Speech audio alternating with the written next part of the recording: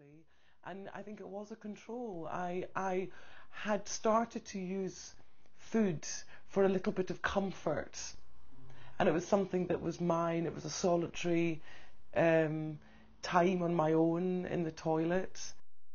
It's known as the secret disorder. So on one way, it's a coping mechanism. It's when you can't cope, something needs to change. And in a way, that's why it's a very dangerous illness to have.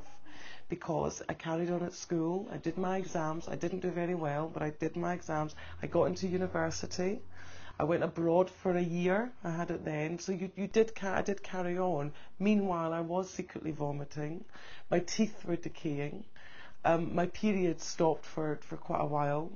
You know, I certainly didn't have any sexual relations with anybody else, or indeed with myself. I mean, that totally stopped.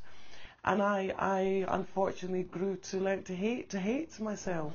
And I think really important it had to stop because I was living a dual life. Apart from seeing a therapist, which I still to because with importantly it affects one's identity and how one feels about oneself in the short life that we have here, and it affects your relationships with family, friends, partners. I mean, for many years I didn't have a relationship because I was too afraid to, because I was living in this terribly self-destructive bubble.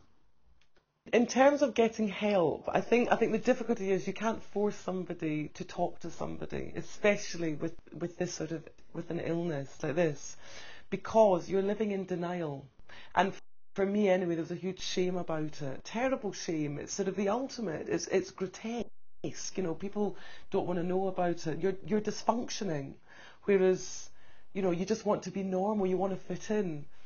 So, and it's an addiction. So until you realise that there is something wrong in your behaviour, it is not a way of surviving. It's the opposite. Only then will you want to get help.